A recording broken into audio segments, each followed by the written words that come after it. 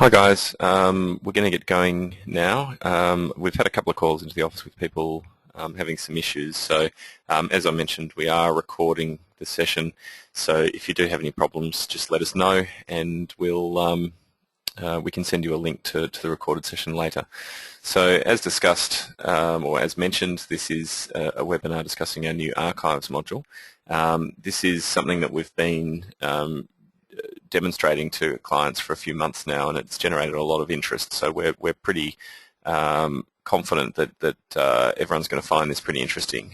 The key to this facility that we're showing off is that it's not just about a front-facing display for the archives that your school might currently have. What we're trying to do, and the general philosophy of the Potentiality product, is trying to use your alumni as a resource. So whatever archives that you might have, we've had clients already going live with the archive module only with a limited number of archives. So some of them have had only magazines or only photos of certain things.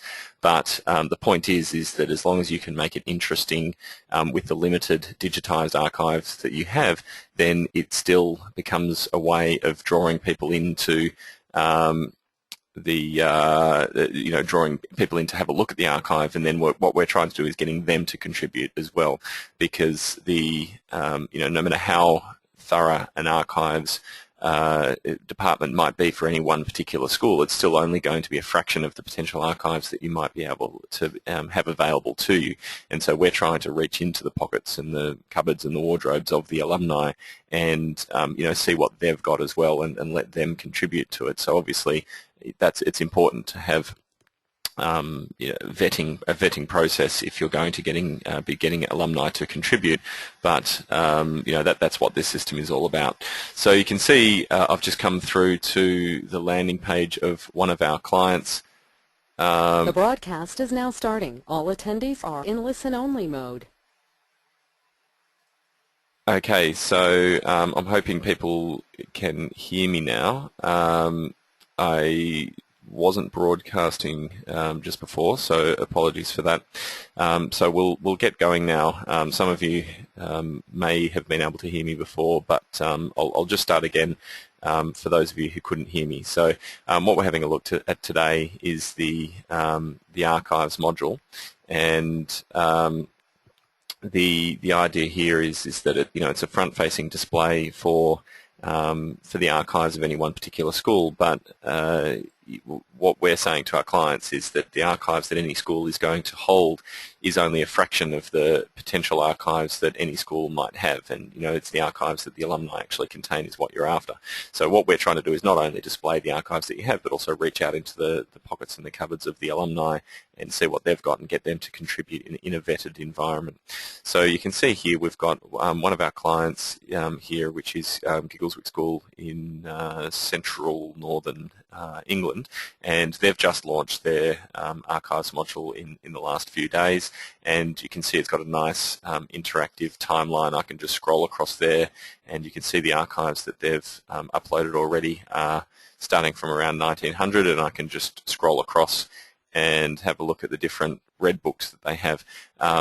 This one, as I mentioned, this is just being uploaded, so basically what's happening is that the system is automatically converting their PDFs into a flipbook style, and so you can see here's one that's completed already. What that means is that I can actually turn the pages, and as you can see, it just downloads the images. What I'll just do is I'll change to full screen mode so you can get an idea of how this looks full screen. And so now you can see again we've got the magazine which I can turn the pages of, and then you can just go to straight through the magazine and have a look at everything that's available. So the idea here is that that's just one of the displays that we're enabling on the site. You can upload different types of content, and we're just enabling different types of content as as clients are coming up with different ideas. But the basic display is that we have a timeline across the bottom, and I can zoom out of that timeline. if I want, and you can see then we've come up to a 1930s Chronicle which they've uploaded, and just zip through that, and then I can go right up until their 1999 Chronicle, and then they've got their 2013. It looks as if they haven't actually attached magazines with that display. If we just come across to a demonstration site which I've set up, I've just uploaded some generic content to this particular site here, which is a demo site for Melbourne Grammar, so we can have a bit of a play with it and see exactly what the system can do. So when you drop in the archives module, we'll just have a look at how quickly you can just drop that in. So I've just edited the menu, and we'll just type in archives and then just select archive timeline from the charged additional modules, and then we can just drag that into the menu system. So that's how you install the archives facility into your system, and then you can see here that's already been done, and I can just select archives from the menu, which brings up this display. And so on the display, obviously, that you've got the archive timeline, which then just loads up, and then you've got the ability to add and sort and search the archive timeline, and then you've got a list of all the archives in a display running down the page.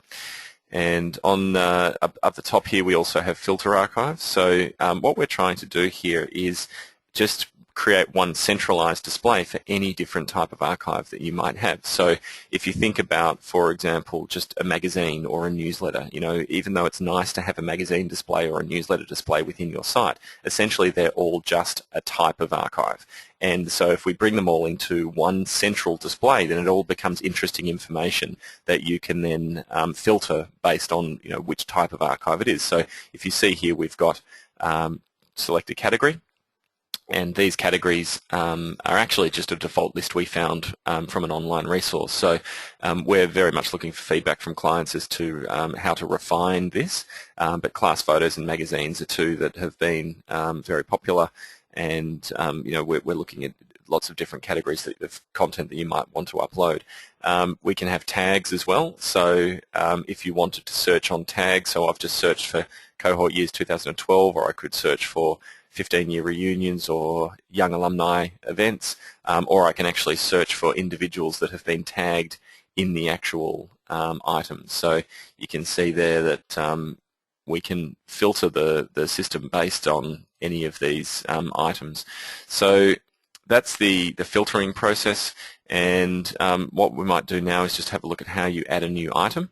So you'll see here, as I mentioned before, this shows that it's in process of converting, and that's, I mentioned the PDF display that gets converted into a turning page style. But if we just have a look at how to add a new item, and the key here is that anyone can add a new item. So it's completely open to alumni to contribute, and we're very keen for them to contribute, and as long as you're vetting the information as it comes through, then you know, make sure that nothing inappropriate goes on board, or nothing that's you know, you don't think is something you want on the timeline. So administrator only is obviously very important at the top, which means that you can come in and approve it for display, or tag it as a favorite, or allow it to be publicly viewed. So it just means that you're in complete control of how the timeline is displayed. Tagging as a favorite means that it will display by default ahead of the other items. So you know, we're planning on having an enormous number of items being stored in this facility. So being able to tag as favorite will mean that it gets filtered down to just things that you think are important to display right off the bat. And then if people, you know, filter by magazine or something, then they'll display all the magazines or something like that. So it just lets you unclutter the timeline if there's an enormous number of items being uploaded to it. So then obviously we're just taking them through the process of adding to the archive, and you can see here we've got day, month, and year. And that's obviously just referencing the event, or the, you know, when the photo was taken or something like that. Then we have some title, and then the description is obviously formatable, so you can put in whatever you like here. and then we've got the attached media. So this is the different types of content that we're allowing onto the timeline. If I just choose one, then you've got uploading an image or a PDF, and as mentioned, the PDF automatically converts to a page-turning view. So, I mean, just thinking about content that you could have on this display straight away, just about every school that we've dealt with will have digitized magazines. I mean, when magazines are created these days, they're almost always created in PDF format, and if you just upload the magazines that you already have, then this facility is going to have content that is of interest to people when they're viewing it. So, you know, it's not something that you need to think about uploading after you've digitized all your archives. You just need to think about having enough on there to make it interesting for people, and then you can just add to it over time. So, you know, we've spoken to a lot of clients who think of it as quite a daunting task to you know, to have to digitize all their archives, but this can be something that you can do over a long period of time, but making it interesting from the very beginning is obviously very important. So that's just how you upload an image or a PDF, or you can select a website URL. The important thing about the website URL is that, you know, that might be to a YouTube video or a Vimeo video or a blog or a newspaper article, or, you know, anything that you want. You can then link through to that, and that again is just a different type of archive. Then we've got photo boards. That's also very interesting because it just means that any event that you run, any photos that an alumni might upload, they just then become a type of archive. And, you know, so we're just trying to think very broadly about what defines an archive item. And so if you run a business breakfast, for example, and then all you need to do is choose from the list of, well, there you go, there's a community business lunch in 2009. So that now becomes an archive timeline, and it takes the default image as the, you know, when it's displaying that particular item in the timeline. Then step 3 is obviously the search information. So this is very important, and this is what's going to make your facility not get too cluttered. So you want to make sure that the items go up with being carefully tagged. So again, you can just choose, you know, if I wanted to upload a magazine, then let's choose a magazine to display. I've just chosen one of our clients' magazines, which is the Old Cliftonian magazine, and I'll just click upload. And then we'll just need to choose a date and time, so we'll make it say 2017, so it appears at the very front so we can see it straight away. Some body text, and so we've uploaded the actual, we're uploading the image, and there you can see the Old Cliftonian magazine is now current attachments. You just need to make sure that you do click upload. A couple of clients have not clicked upload and wondered why it hasn't appeared. So then we can put in tags. So, you know, this is a magazine, but if it was something that was relevant to any of these, we could say put in science as a subject, or we could put sports and choose basketball, and the grade is open thirds, or something like that. So we've created the tagging facility, so it can be quite detailed. Again, you know, feedback is requested on all of these things. If you think that there is something that you would like to tag it with that isn't there, then just let us know and we'll add it to the list. And then we can just choose, if it was a photo of people individually, then you can just choose those people there. So that's how we submit, and so I'll just click to submit there.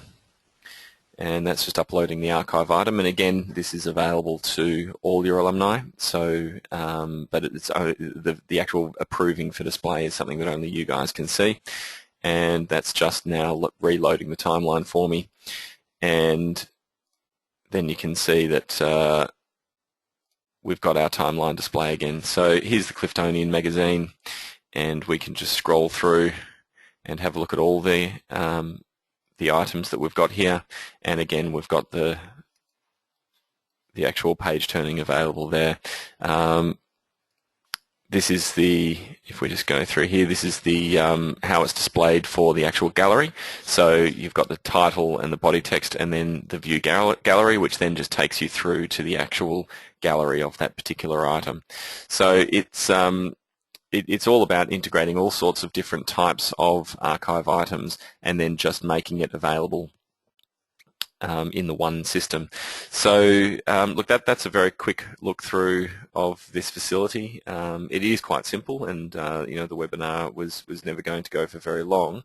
If there are any questions, there's a chat window down in the bottom right of your screen. I'd be happy to field any questions about the facility if you want to ask. So we can just give some time for people to ask any questions if they like.